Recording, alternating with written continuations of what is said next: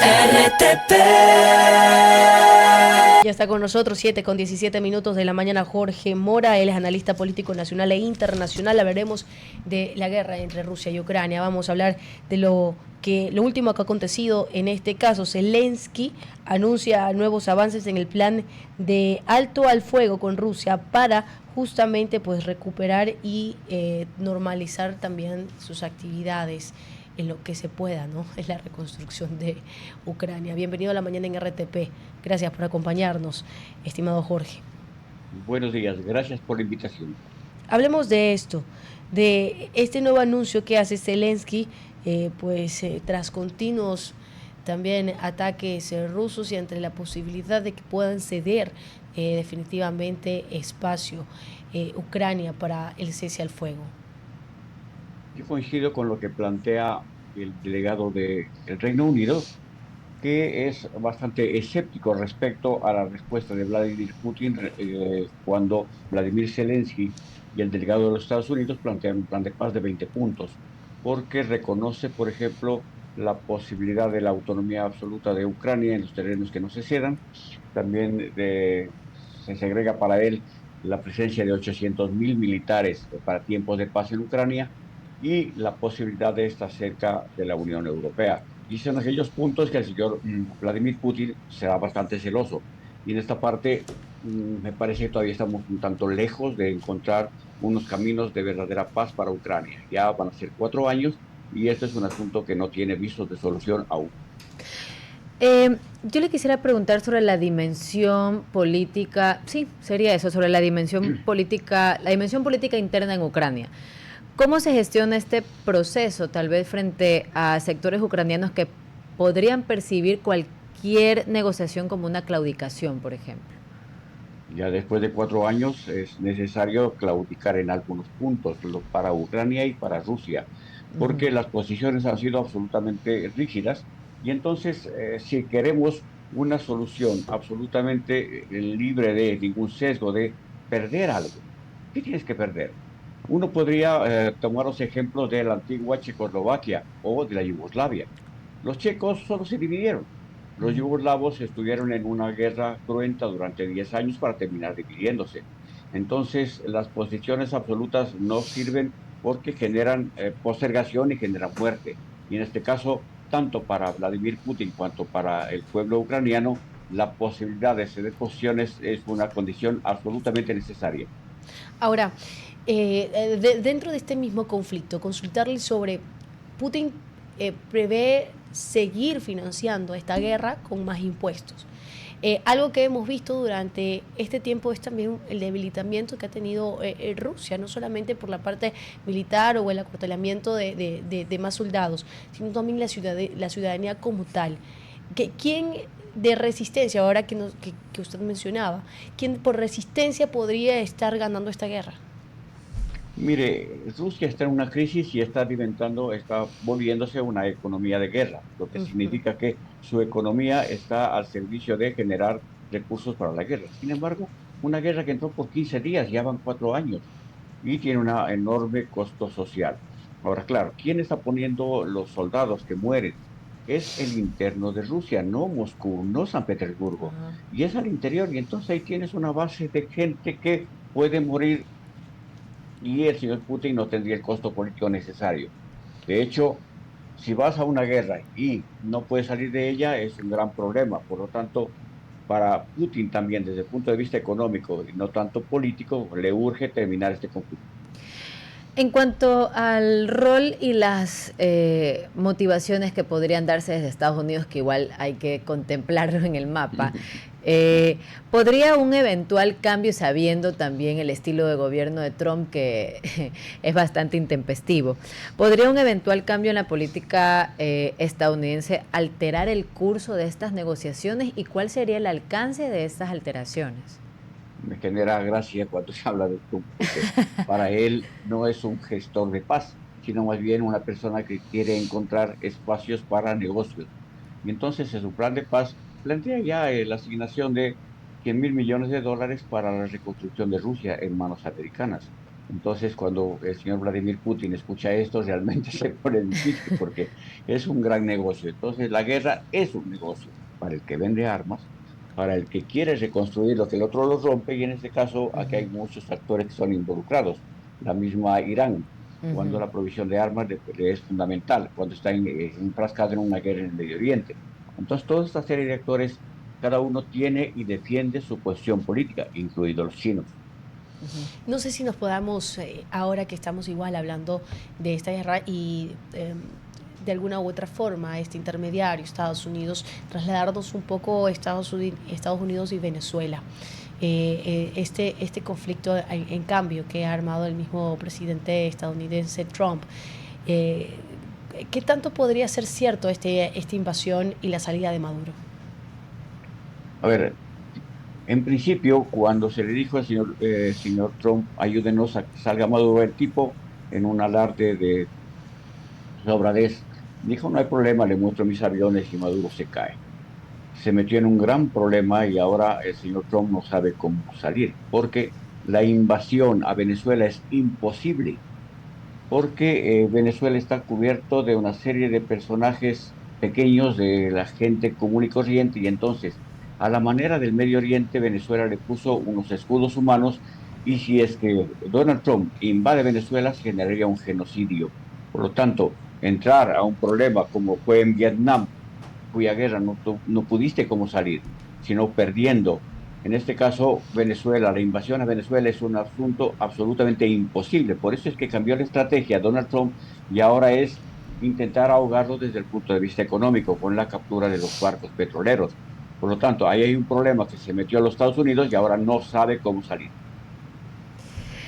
Tal vez hablar un poco de la lectura desde Moscú, regresar también un poco allá, porque esta guerra no puede hablarse desde los actores no tan sólidos o menos sólidos. ¿Cómo podría interpretar Rusia y tal vez, justamente por lo que decía hace un momento, estos avances tal vez como una señal de debilidad ucraniana o tal vez como una oportunidad para reposicionarse sin costos militares adicionales, que también puede ser una perspectiva? Mire lo interesante de la Ucrania, porque en principio no solamente era cuestión de defenderse de los misiles rusos. Ucrania también ha tenido una inteligencia bastante sorprendente cuando afecta los puntos neurálgicos de la economía rusa en terreno ruso. Ujú. Cuando le ataca, por ejemplo, sus flotas aéreas, le ataca los depósitos de combustible. Y entonces aquí no solamente se juegan aquellos terrenos en el Donbass, sino sobre todo se afecta y se lucha por defender aquellos elementos que son fundamentales para cualquier tipo de economía. Si te atacan las petroleras, si te atacan las refinerías, en este caso tienes un gran problema. Y en este caso también Ucrania le generó a Rusia un problema, un dolor de cabeza bastante curioso, es el hecho de tener una afectación a la interna. Y por eso se explica que Ucrania no ha podido ser derrotada después de 4 años. Rusia no ha podido vencer, porque el problema no solamente está en el Donbass, sino sobre todo está en las filtraciones al interior de su país que le generan pérdidas económicas absolutamente grandes. En ese sentido, ¿cuánto más se podría extender? Lo que la terquedad del señor Vladimir Putin le permita. En esta parte, no solamente él, sino también la gente que lo apoya. ¿Cuánto puede tener? Eventualmente en soldados, Rusia desde las guerras históricas de Rusia, en la Primera, en la Segunda Guerra Mundial, la cantidad de rusos que mueren es enorme y es gigante, y sin Sí. embargo Rusia aguanta. Entiendo que por la parte económica, Rusia podría estar en un gran problema porque el precio del gas tiende a la baja, también el precio del petróleo, con ellos, dadas las sanciones, también tiene unos precios pequeños, y en esta parte ahí tiene un gran problema económico. Ahora, si Vladimir Putin tuviese un poco de sensatez, lo más conveniente, lo más económico y lo políticamente correcto sería terminar con esta guerra. En cuanto al equilibrio geopolítico, señor Mora, ¿qué implicaciones tendría este alto al fuego para la arquitectura de seguridad, por ejemplo, europea y para la OTAN? Es fundamental porque recordemos, Rusia está amenazando, no de forma ya tácita, sino de alguna forma implícita, está afectando, por ejemplo, a Polonia, a Lituania, a Noruega, Ujú. y está en esta parte mostrando los drones y le está metiendo miedo.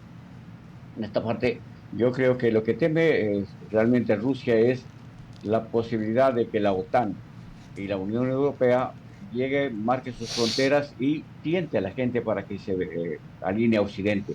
Finalmente es una lucha entre Oriente y Occidente. Rusia, ¿qué tiene? Absolutamente nada que te defienda. Ujú. Tienes una planicie inmensa y una gente que está con la necesidad de tener otro tipo de vida y otro tipo de mercado. Por lo tanto, hay un problema existencial para la misma Rusia. Y en esta parte uno entiende desde ese punto de vista que para Rusia es fundamental que la OTAN se aleje de las fronteras de Ujú. Ucrania. Y en esta medida es el punto que en cambio Ucrania si quiere apoyarse en la OTAN y la Unión Europea para sobrevivir. Y mire que han pasado 3, 4 años y sin embargo los problemas fundamentales son los mismos. Y tal vez hablando de los otros aliados, ¿cómo usted cree que podrían reaccionar, por ejemplo, Unión Europea, Reino Unido, los países bálticos, Polonia, justamente ante un posible cambio de fase en esta guerra?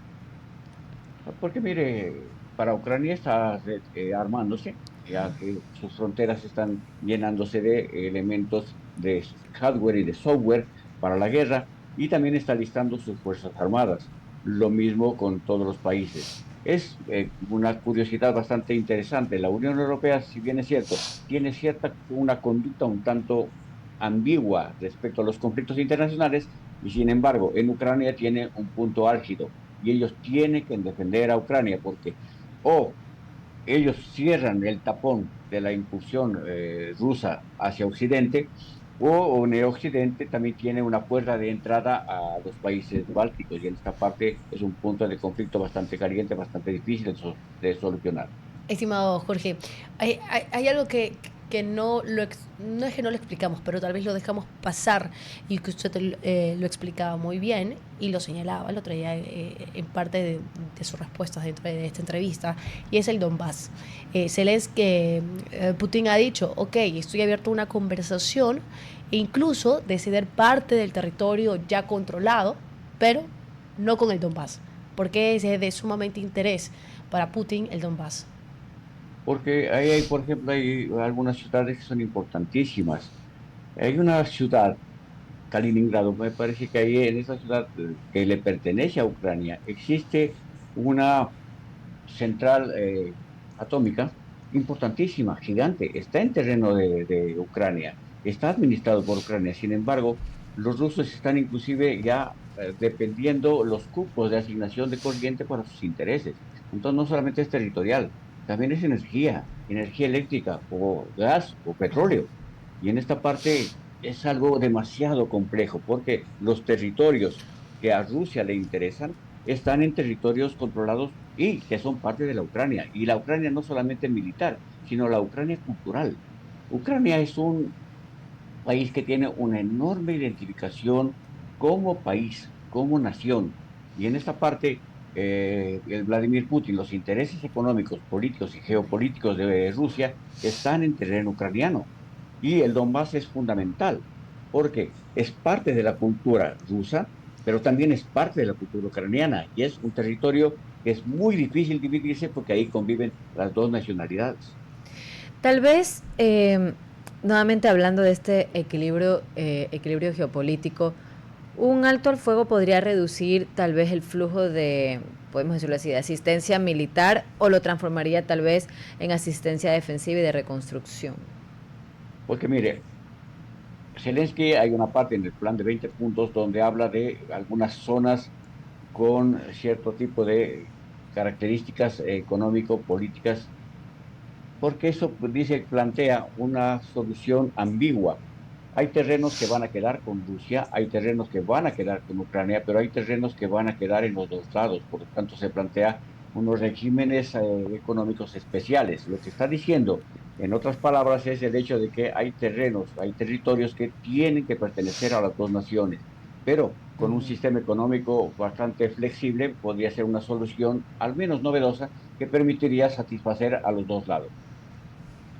Estimado Jorge, gracias por habernos acompañado en la mañana en RTP 7 ya con 32 minutos de la mañana. Gracias por la invitación. Un buen día y unas buenas fiestas. Felices fiestas, muy amable. RTP